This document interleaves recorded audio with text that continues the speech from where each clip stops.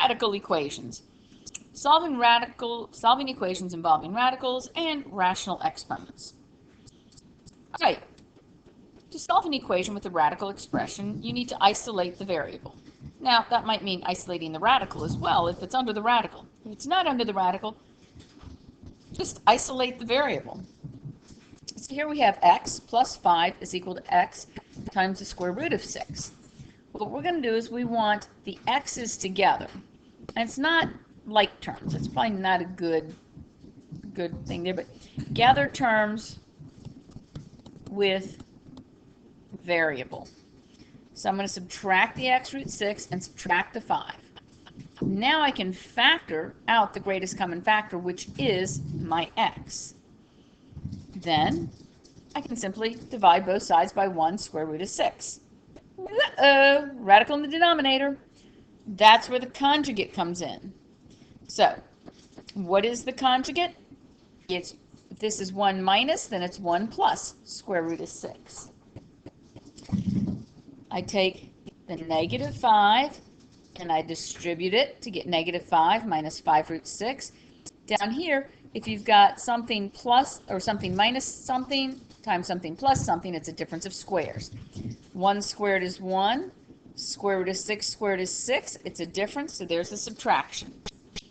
Continuing on, you have to simplify your fraction. All terms are divisible by negative 5.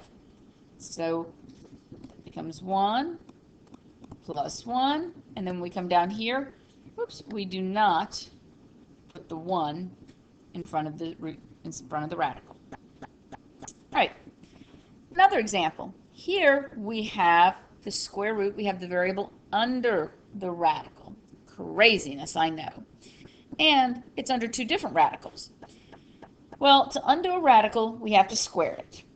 So we get one of the radicals more or less by itself. We can leave this 5 times because we can square the 5. And over here, 5 does not go evenly into this radical or into 3. So first thing I do is I square each side. Over here, this is just multiplication. So I square the 5 and I get 25, and I square the radical, which removes the radical, so that would give me 25 times n minus 2. From here I distribute the 25, and that's where I get 25n minus 50. This side over here I must FOIL. Yep, got to FOIL. So if I up here do square root 19n minus 29 plus 3. Okay, now if I multiply the radical times the radical, it comes out. Then the radical times 3 gives me 3 of them. 3 times the radical gives me another 3. There's my inners and my outers. And then my last 3 times 3 is 9. Okay? Now, at this point, I want to get this radical by itself. So, first thing I'm going to do is subtract 19n from both sides. That gives me the 6n. Now, how did I go from 50 to 30? Well, notice that I have negative 29 plus 9 gives me negative 20. So if I add 20 to this side and I add 20 to this side, that's where the 30 comes from. Now, I could square both sides, but 6 goes evenly into each term. So now I've got n minus 5 is equal to the radical. Now I can square each side. This side over here, I can't forget to FOIL. On the right hand side, I don't have to FOIL. The reason I don't have to FOIL is because there's no adding or subtracting. It's a radical, one radical. So I square both sides. Now I'm going to combine like terms, which means I'm going to subtract 19n from this side and 19n from this side. And then I'm going to add 29 and I'll add 29, and that'll give me n squared minus 29 plus 54 is equal to 0. Well, it's a quadratic, but we've already learned how to solve quadratics. First, let's see if it factors. It does. N minus 27, n minus 2. Remember that we want factors of 54 that add up to negative 29. That's negative 27 and negative 2. Okay? Now, that also means, though, that my answers are 27 and 2. But I'm not done yet. I can't circle those. Okay? I have to check. So the first way I'm going to check is I'm going to plug the 2 into the equation. So I do that, plug it in, and oh no, 0 is equal 6. It's false. Notice I put the 2 in here and the 2 in here. Since it's false, that means that this doesn't work, and it's an extraneous solution. So now I have to come back here, and I have to say, okay, I did all that work, and that one doesn't work. Now let's try 27. Sometimes neither answer will work. So I go and I check 27. I put 27 in for n in both places. Work it all the way through. 25 equals 25. It checks. So now on a test or quiz, I would see that you've solved it. You got both answers, and you simply put an x through the n equals 2. Okay? All right, moving forward. Here's another example. This one's got a rational exponent. But don't worry, remember, you know how to deal with that. A rational exponent, something to the 1/3, is just asking for the cubic root. So, and as a matter of fact, even leaving it as a fraction is easier. First thing here, add 10 to both sides. Then divide both sides by 2. Now I have the radical or the rational exponent alone. I want it to the first power. Something's to the first power, it's just itself. Well, 1/3, if I raise something to another power, 1/3 times what will give me 1? Well, times 3. So I have to cube both sides. Cubing both sides will give me 3y minus 1. 2 cubed is 8. I keep on working. I divide both sides. I add 1, divide by 3. Y is equal to 3. And don't forget, you have to check it. I plug 3 back in. 3 times 3 is 9, minus 1 is 8. The cubic root of 8 is 2, times 5 is 10. It checks. All right, and there's the work. You can pause the video here if you want, just to satisfy yourself and know for sure that you've got it. Okay? Now, pause the video and try these 3 on your own, and then come back and I'll show you the answers. Back so soon? Did you really try them? All right, well, check it out, and how successful were you? All right, pause the video and check your answers. Now, I'm going to go through them, so you can fast forward if you got them all right. First step here, subtract the 3. Square root of 4x minus 5 is equal to 7. Square both sides. 4x minus 5 is equal to 49. Add 5. 4x is equal to 54. Divide by 4.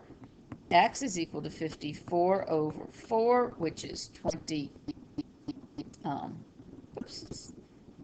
7, no. Oops, sorry. Yep, no. Which, there, is equal to 13.5 if you, if you reduce it. Okay? And it is equal to 26 over 2 is a reduced fraction. Okay, number 2. Well, and this is the same answer that we got before, and if you try it in here, it works. Okay, And if you think about it, 54 over 4, that becomes 54 minus 5 is 49. Square root of 49 is 7. 7 plus 3 is 10. Boom. This side, I'm going to do square root of x minus 8 is equal to 1 minus the square root of x plus 3. Squaring both sides will give me x minus 8 over here, and this side I have to FOIL. So I get 1 minus 2 root x plus 3 plus x plus 3. Okay, remember we got to FOIL this side. Now, if we combine these terms, I've got x minus 8 is equal to 4 minus 2 square root of x plus 3 plus x. The x's on both sides will cancel. And then if I subtract 4, I'll get negative 12 is equal to negative 2 square root of x minus 3. Divide both sides by negative 2. 6 equals the square root of x minus 3. Square both sides. 36 is equal to x minus 3. Or sorry, not minus. Those should be plus. And then I subtract 3, so 33 is equal to x. If I plug it in, I'm going to get the square root 33. Okay. 33 minus 8 plus the square root of 33 plus 3 is equal to 1. This is the square root of 25 plus the square root of 36 is equal to 1. You should know right away that's false. So 33 doesn't work, and it was our only solution, so there's no solution. This side, first thing I want to do, add 1 to both sides. So now I have 2t plus 1 to the 1/4 is equal to 3. Then I raise both sides to the 4th power, and I'm going to get 2t plus 1 is equal to 81. Subtracting 1, 2t is equal to 80. Divide by 2, t is equal to 40. If I plug it back in, 2 times 40 is 80 plus 1 is 81. The 4th root is 3 minus 1 is 2. It checks. Hopefully you managed to get that, and if you made a mistake, hopefully it was just a little math mistake. If you still don't understand, let me know. All right, here a radical equation can also be solved graphically. We're going to take a look at using your graphing calculator, by hand, and using Desmos. Okay, so first up is our calculator. The way we do is we're going to set each side of the equation equal to y. So y is equal to x square root of x plus 1. Y is equal to the square root of x plus 6 minus 1. Now, I'm going to show you on both your graphing calculator, and I'll show you on Desmos. On the graphing calculator, you're going to go to y equals. And then you're going to plug in second square root x plus 1 and hit enter. And then you're going to do second square root x, oops, where did my x go? X plus 6. Now you have to move out from underneath the radical and then do your minus 1. Press enter. Now you can graph. You notice there's the one that moved to the left 1, there's the one that moved to the left 6, down 1. Looks like they might be crossing somewhere in here. To figure that out, don't push trace. See where it says calc? Do second, calc. And you can ask for the intersection, which is number 5. If you've only got 2 curves, the first curve, well, okay. It jumps to the next curve, well, okay, that's the other one. And then the guess, I'm just going to leave it there and hit enter. And it says that the intersection is at 3, 2. Notice that these are both radicals. Okay, so your parent function is at 0, 0, up 1, right 1, up, oops, over 4, up 2, and it goes like that. This one, left 1, this one, left 6, down 1. Remember all that stuff, okay? So we found 3, found that it intersected at 3, 2. Well, what I'm interested in is the x value, so my answer is x equals 3. 3 plus 1 is 4, square root of 4 is 2. If I put 3 in here, 3 plus 6 is 9, the square root of 9 is 3, minus 1 is 2. It checks. Great. But now what if you want Desmos? Well, then you're going to have to go to Desmos. So you bring up Google Chrome and you type in Desmos, and you can select on their graphing calculator, and you pull it up.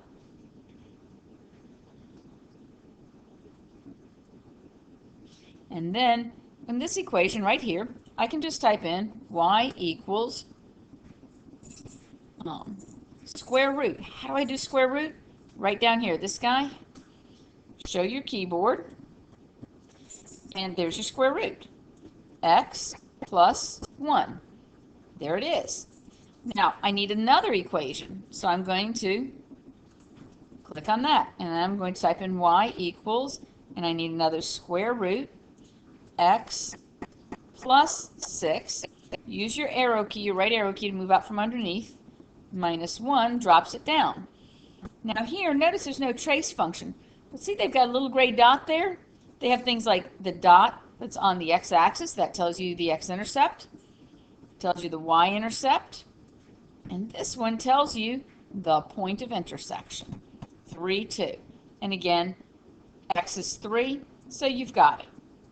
Okay? So that's Desmos and the graphing calculator. Now, it's just the graph. That's if you did it by hand. Okay? Left 1, boom. Right 1, up 1. Right 4, up 2. Graph it. The other one, left 6, down 1. Right 1, up 1. Right 4, up 2. And then you could go right 9, up 3. And there you have your point of intersection. Boop, boop, boop. Now, we got another one to try. Looking at the graph, the x-coordinate is a solution, so therefore the answer is 3. Try this one on your own.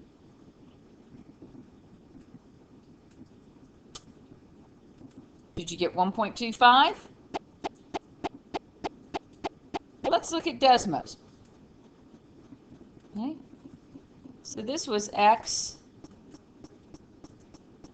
plus 5, and then this one was x plus 1, I think minus 2. Is that right? No. What was... What were my equations? Minus 1 plus 2. Minus 1 plus 2. Okay. Makes a difference, huh? Minus 1 plus 2. There we go. And there's our point of intersection, 1.25. Again, you can do the same thing on your calculator. Okay? All right. Remember, Desmos is there if you need it for your on the SOL. Now, in summary, radical equations can be solved algebraically and graphically. It is important to check algebraic solutions, as the process used to solve the equation may introduce extraneous solutions. That is, when the variable is under the radical and you must square the equation to get the variable out, definitely check. To solve algebraically, isolate the radical on one side of the equation. Square both sides of the equation to eliminate the radical. You may have to repeat steps 1 and 2 if there exists more than one radical in the equation. Simplify and solve as you would any equations. Substitute your answers back into the original equation to make sure that your solutions are valid. There could be some extraneous roots that do not satisfy the original equation that you must throw out. Solving graphically. Set the left side of the equation to y1, set the right side to y2, graph both of them. Identify the point of intersection. You can use trace or second trace to calculate the point of intersection on your calculator. On Desmos, you just simply hover over the little gray dot that shows the point of intersection, and it will give you your x value. Okay? That's it.